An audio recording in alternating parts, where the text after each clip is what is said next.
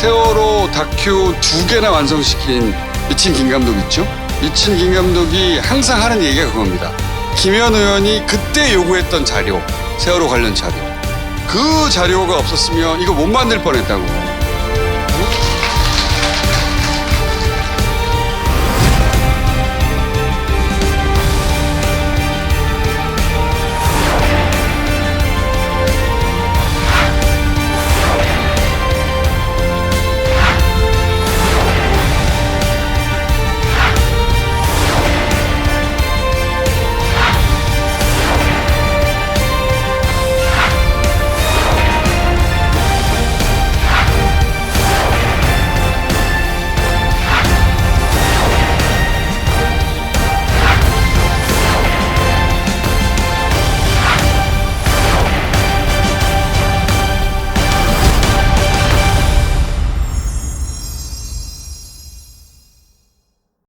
안녕하십니까. 안산 시민 여러분, 반갑습니다. 시국이 시국이니만큼 여러 가지 유세를 못하는 아주 어려운 환경 속에서도 이렇게 꿋꿋이 매일 아침 시민 여러분을 찾아뵙고 성실하게 인사도 열심히 하고 또 방역 봉사활동도 열심히 하고 있는 우리 김현 후보님 모셨습니다. 반갑습니다. 네, 안녕하십니까. 더불어민주당 단원갑 제21대 국회의원 예비후보 김현 인사드립니다. 반갑습니다. 바쁘신데 시간 내주셔서 고맙습니다. 아직까지 단원갑 지역에 민주당 경선이 아직 결정이 안 났죠? 아니, 경선은 결정이 났고요. 17일부터 19일까지 네. 하고 19일 날 발표가 되고요. 방식은 저희가 그 전략 공천 관리위원회에서 전략 지역으로 하고 그리고 100% 안심번호로 안산 단원갑에 거주하고 있는 시민들이 참여하는 형태의 후보 경선으로 결정이 됐습니다. 단원갑 지역 같은 경우는 지난 20대 총선 때 그 당시 새누리당이 의석을 차지했습니다. 그 전에도 저희가 그 전에도요? 뺏겼었죠. 네. 굉장히 애석한 표정을 살짝 지으시는데 8년 동안 잃어버린 단원갑입니다. 이번에는 꼭 사수를 해야겠다는 의지를 제가 여러 통로를 통해서 많이 들었습니다. 네네. 2016년도에는 제가 출마를 경선조차도 할 기회를 박탈당하고 지금 있는 지역위원장이 출마를 했는데 2,000표 정도 차이로 졌기 때문에 이것에 대한 분석이 당 안에 있었던 걸로 알고 있습니다. 그래서 저희는 세월호는 아픔이 있는 지역이기도 하고 그다음에 이 전통적으로 진보 개혁 민주 진영의 세력이 강한 지역이기 때문에 이번 선거만큼 반드시 저희가 제대로 된 선택을 통해서 이겨서 안산 전체 발전에 기여할 뿐만 아니라 실제로 상록구 가불과 단원구 가불을 비교하면 단원갑이 상대적으로 좀 그 성장해서 더디되고 있다라는 분석도 있고요. 그리고 이번에 저희가 4개에서 3개로 조정될 뻔했던 이유 중에 하나가 인구가 급격하게 줄어들었던 요인도 있습니다. 그래서 앞으로 안산은 사람이 더 많이 찾아올 수 있는 그런 동네가 돼야 되고요. 그를 위해서는 좀 능력 있고 실력 있는 그런 정치가 다시 복원돼야 되는 것 아니냐라는 여론이 굉장히 높은 걸로 알고 있습니다. 먼저 안산에 오신 지가 꽤 되셨죠? 네, 제가 2014년도 이제 세월호 참사 당시에 당의 상황실장을 맡아서 이러저러한 일들을 전개를 했었고요. 당시에 이제 제가 정보위원이었고 그다음에 행안위 위원이었는데요. 그때 국정원이 세월호 참사를 보고를 받았다라는 첩보를 입수를 해서 세월호와 국정원의 연관성이 도대체 어디까지인지를 좀 들여다보고 있었던 상황이었고요. 그리고 제가 그 이제 국정원 여직원 감금 사건 현장에 제일 먼저 갔다는 이유로 또 재판을 받고 있었습니다. 그러니까 2개의 재판을 제가 받으면서 둘 다 무죄를 받았는데요. 실제로 그때 2015년도에 안산에 그 둥지를 틀고 이사를 와서 지금 성부 3동에 살고 있는데요. 안산 시민들이 아직도 제가 안산에 출마하는지를 잘 모르시는 분들이 많아요. 김균식 회장님이 저를 잘 홍보를 안 해줘서 그런 거 아닌가 그런 생각이 한편으로 드는데 어쨌든 그럼에도 불구하고 제가 온 지는 5년밖에 안 됐기 때문에 좀 새내기 성격이 없잖아 있습니다. 그러나 안산이 산업도시이고 그다음에 그 주거, 복지, 환경, 교육 등을 보면 다른 어느 도시보다 월등히 앞서 있는데 우리가 해결해야 될 과제라 말씀드렸던 산업 도시이지만 최근에 경제가 좀 안 좋아지면서 많은 어려움을 겪고 있고요. 그 과정에서 이제 다문화 분들이 많이 들어와서 저희 안산 경제를 그 버팀목을 삼고 있는데 이분들에 대한 인권이나 민주주의의 문제나 이런 것들이 좀 제도나 복지나 이런 것들이 좀 사각지대가 있다라는 네네. 얘기도 듣고 있습니다. 그래서 어쨌든 안산이 제가 와서 이렇게 볼 때는 굉장히 숲의 도시이고 그다음에 생명을 존중하는 그런 도시임은 분명한데 여전히 부족한 측면이 있다라고 생각이 들어서 제가 제가 국회의원일 때 와서 원내 생활 4년 하면서 안산 시민들을 구석구석 만나면서 네. 안산이 무엇이 필요한지를 지금 이제 배워나가는 과정과 그다음에 이걸 법과 제도로 어떻게 관철시킬 건지에 대한 고민을 하고 있습니다. 특히 지금 저출산 고령화 시대가 있기 때문에 제가 보육과 관련해서 키움 수당을 좀 안산에서 선제적으로 도입해야 되는 거 아니냐라는 거 하고요. 그다음에 이제 그 대중교통 종사자들에게 좀 특별하게 수당이 좀 갈 수 있는 그런 이제 생각도 갖고 있고요. 그다음 지금 진행 중인 각종 이 정책들, 뭐 신안산선을 제때에 착공될 수 있도록 하는 것과 그다음에 그 역세권의 발전의 문제라든가 아니면 앞서 말씀드렸던 다문화의 특구인 이 지역이 보다 전 세계의 관광의 메카나 아니면 음식의 메카가 될 수 있도록 좀 이 많은 아이디어를 모아내는 게 필요하고요. 그렇게 해서 제가 온 지 4년이고요. 지금 안산에 터를 잡은 지는 5년이지만 그동안에 만나고 대화 나눈 걸로 치면 굉장히 오래됐다라고 해도 과언은 아니지 않겠냐 이렇게 봅니다. 그래서 직접 소통하는 것도 있지만 언론을 통해서 제가 많은 대화를 국민들과 함께 했기 때문에 그런 부분에 대해서는 인정을 해주는 것 같습니다. 네. 그래서 아마 제가 처음 나오지 않았나 싶어요. 경인메일에. 제일 부지런한 분으로 저희는 기억하겠습니다. 네. 조금 전에 말씀하신 것 중에 2번이나 무죄를 받았는데 그 사실 유죄가 판결할 때까지 유죄로 몰고 갈 때까지는 온갖 그렇죠. 보도가 음해와 많이 예, 납니다. 그렇습니다. 그러다 막상 무죄 났을 때는 별로 안 나오죠. 나몰라라 하죠. 네, 그런 부분에서 서운하시겠습니다. 많이 서운하죠. 그리고 지금도 제가 터무니없는 그 모략과 이 공격을 받고 있는데요.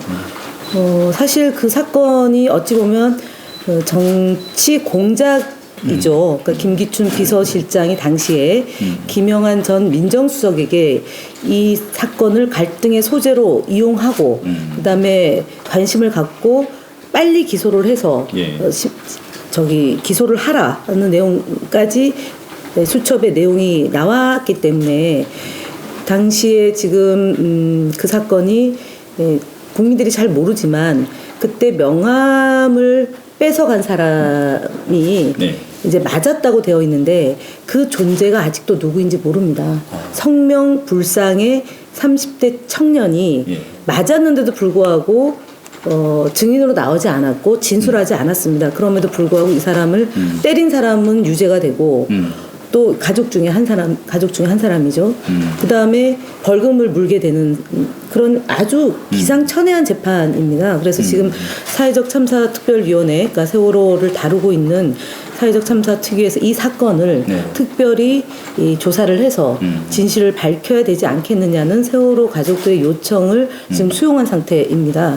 그리고 두 번째로 국정원 사건은 제가 현장에 제일 먼저 가서 상황을 관리했는데 5명의 정치인이 이제 검찰에 약식 기소가 되는데 재판부에서 정식 재판을 청구를 해서 제가 이제 재판을 받아서 1, 2, 3심 무죄를 받은 겁니다. 그러니까 스스로 나오지 않고 그 안에서 국정원 공작을 했던 요원을 국정원이 보호하고 검찰이 보호하고 사실을 은폐하고 진실을 방해하고 그러면서 대선의 결과가 뒤집힌 거거든요.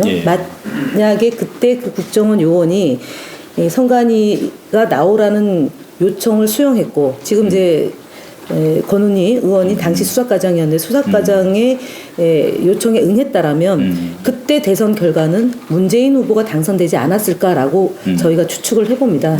실제로 그 세월호 관련한 언론 보도는 거의 100일 정도 종편에서 저를 CCTV를 거꾸로 돌려가지고 마치 뭔가를 한 것처럼 보도를 했는데 그 위에 아무도 책임을 지지 않았죠. 물론 많은 그 방송분이 이제 본인들 언론사 스스로가 삭제를 했지만 아직도 여전히 떠돌아다니고 있고요.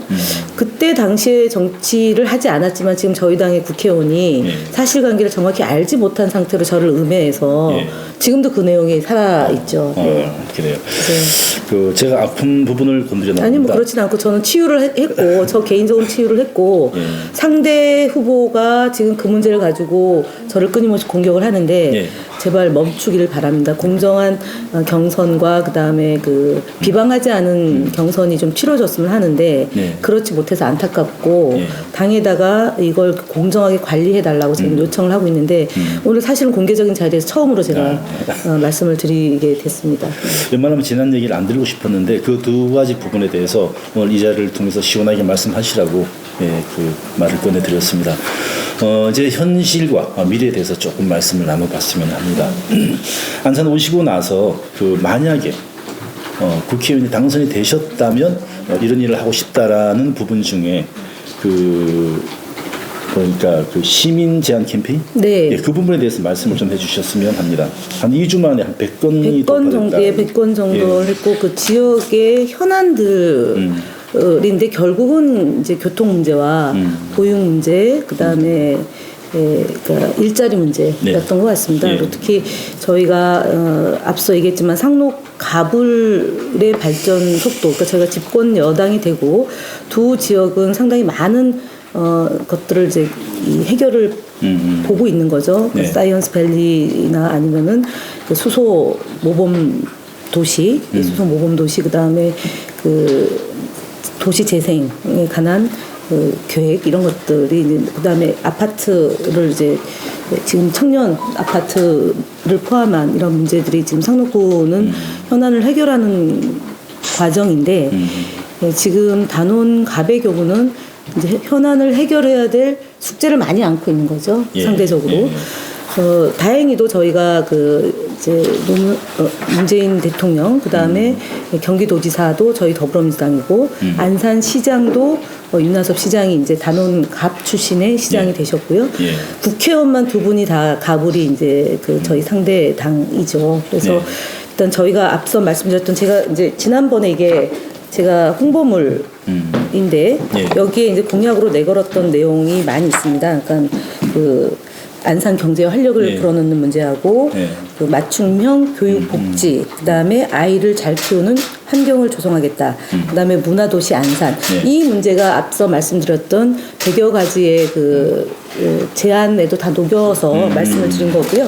그다음에 이제 동네별로 보면 이제 예를 들어서 와동에는 시립도서관을 건립해달라라는 거 하고, 그다음에 곤충체험관, 그다음에 선부 3동은 달미역 출입구를 좀 다양화해달라는 건데 이건 굉장히 좀 어려운 문제이긴 합니다. 그리고 앞서 말씀드렸던 다문화들을 위한 원곡동의 경우는 다문화 거리를 연계해서 소상공인에게 도움을 줄 수 있는 방안을 만드는 거. 그다음에 이제 백운동은 백운공원을 이제 구조 고도화 사업을 하자라는 거. 이런 등이 선부 일동도 마찬가지로 지금 선부역 광장이 굉장히 좀 불편하게 돼 있습니다. 그래서 환경을 개선해 달라는 것도 있고요. 선부 이동의 경우는 떼골 노후 주택가를 도시 재생으로 좀 해결해 달라. 이런 소위 말씀드렸던 교통, 주택, 그다음에 교육, 일거리 이런 국민 제안, 주민 제안이 있어서 저희가 충실히 좀 하겠다라는 말씀을 드립니다. 지금까지 안산 지역에서 전에부터 당선되셨던 분들이 당선되기 전에는 정말 후보님 말씀하신 것처럼 빛나는 공약을 합니다. 그리고 당선되시고 나서 바뀌어도 지역이 바뀌지는 않더라고요. 자, 그래서 지금 말씀하신 부분, 선거 때가 되면 단골 메뉴로 나오는 게 매니페스토입니다. 그래서 내가 지금 국회의원이 된다면 이렇게 하겠다라고 말씀하신 부분이 얼마만큼 실천 가능하고 또 당선되시고 나서도 그런 부분에 대해서 중간중간에 검증을 받겠다라든가 그런 어떤 구체적인 주장을 해주실 수 있겠습니까? 아니요, 그렇죠. 왜냐면은 이제 지금 안산이 미래통합당은 박순자 국회의원이 지금 있는 거고요. 저희 더불어민주당은 아마 전국에 걸쳐서 4개 복합선거구 중에 유일하게 여성이 없는 게 아마 지금 안산입니다. 예. 근데 여성이 정치를 잘한다라는 이유 중에 하나는 꼼꼼하다라는 거고, 그다음에 이 약속을 잘 지킨다는 게 아마 대표적인 이유일 것 같습니다. 그리고 안산이 여성 도시이죠. 그리고 유권자의 절반이 여성이고 굉장히 젊은 도시입니다. 38세가 선거 연령으로 보고 평균치가 그런데요. 이 매니페스토 말씀을 하셨을 그런데 사실은 공약을 지키지 않았으면 그 다음 선거에서는 평가를 받아야 된다 저는 보는데 그 부분이 지금 제대로 되고 있는지 되묻지 않을 수가 없습니다. 그러니까 지난 20대 국회의원 당시에 공약을 내걸었던 것을 수치화하고요. 계량화해서 어느 정도 진척시켰는지를 평가를 해서 평점을 매겨서 적합한지 아닌지를 시민사회단체나 언론에서 검증을 해야 되는 시스템이 전 작동돼야 된다고 보고요. 그 작동이 되면 제게 굉장히 유리하다라고 저는 말씀을 드리겠습니다. 왜냐하면 저는 뭐 제가 앞서 말씀드렸지만 2가지 재판을 받으면서 특히 당시 집권 여당이었던 미래통합당과 정보기관과 권력기관이 저를 굉장히 샅샅이 파악을 하고 있다. 그래서 제가 뭘 하면 하는 대로 칭찬을 받을 거지만 그 뭐 칭찬은 상대적으로 야박할 것이고요. 뭘 못하면 그것이 굉장히 못한다라는 노출이 많이 될 거기 때문에 약속을 잘 지킬 수밖에 없다라는 말씀을 드리겠습니다. 예, 방금 명함을 주셨는데 대차게라고. 네, 안산을 환하게 정치는 대차게입니다. 네. 근데 굉장히 강하다는 인식이 있습니다. 왜 그랬을까요? 안산이 피해받고 그다음에 그 인구가 줄어드는 과정에 아픔을 겪고 있는 것을 해결해야 되겠다. 그래서 앞서 얘기했던 강한 정치인이다라고 얘기하는 것이 그만큼 강한 추진력을 갖고 있다라고 얘기를 할 수 있을 것 같아서요. 그 추진력을 가지고 안산 발전에 큰 역할을 하고 싶다 말씀드리겠습니다. 대차게 열심히 하시겠다라는 그렇습니다. 걸로 저희가 생각이 되겠습니다. 국민들은 배가 고픕니다. 국민들은 질병으로 인해서 아파합니다. 이분들은 절박한 상황이고 이 정책을 만드시는 분들은 적어도 몇백만 원의 월급을 타시는 분들이십니다. 절박하지 않은 분들이 절박한 사람들에 대해서 정책을 그래서 물어보는 거예요. 저 무보수. 많이 힘드시죠? 힘들지만 힘들다는 얘기를 못 합니다. 안 합니다. 왜냐하면 좀 투덜투덜 대봐야 뭐 돈 줄 사람이 없으니까 나온 거 없어요. 그냥 행복하게 기쁘게 이런 상황을 잘 극복해 나가겠다는 긍정적인 생각과 말을 가져야지 그래도 없던 것도 생기는 거고요. 그리고 사람들도 자원봉사하러 도와주러 오지 힘들어 그러면 진짜 힘들거든요. 안 그렇습니까? 김민식 회장님 힘들지 않으시죠? 네, 그렇죠. 네. 그리고 코로나 얘기를 하셨는데 저희가 이제 추경을 편성을 해서 이제 그 예산을 집행하게 될 텐데 저는 더 적극적으로 지금 일부에서는 한 달, 뭐 2달, 현금으로 지급하자라는 제안도 나오고 있는데 그것이 이제 총선에 어떤 영향을 미칠까 계산하지 마시고요. 근데 뭐 특정 지역에서부터 시작을 하든 아니면 전국에 걸쳐서 하든 저는 집행해야 된다. 수년 동안 안산의 가장 밑바닥 민심을 가장 많이 읽었던 분으로 정평이 나 있습니다. 당선되기 전과 당선된 후에 모습이 달라진다면 그동안이 전부 다 쇼가 돼버리겠죠. 그것을 당선되시고 나서도 똑같이 초심을 잃지 않고 하신다면 그의 진실성이 다음까지 이어질 것으로 기대하고 있습니다.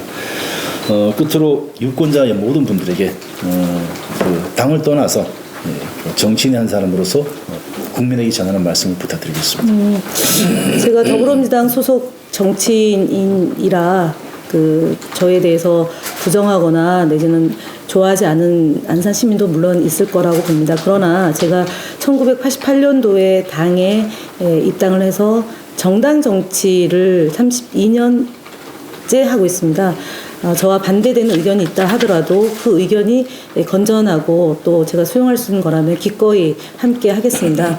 그리고 저희 더불어민주당을 사랑해 주시는 당원과 지지자 여러분들께는 집권 여당으로서 무한 책임을 갖고 있다. 그래서 안산이 더 발전할 수 있고 더 행복할 수 있고 또 치유할 수 있는 그런 힘과 용기를 갖고 함께 더불어 잘 사는 사회를 만들어내는데 보다 더 절실하고 성실하고 진실된 자세를 가지고 임했으면 하는 바람입니다. 지금 힘든 시기입니다.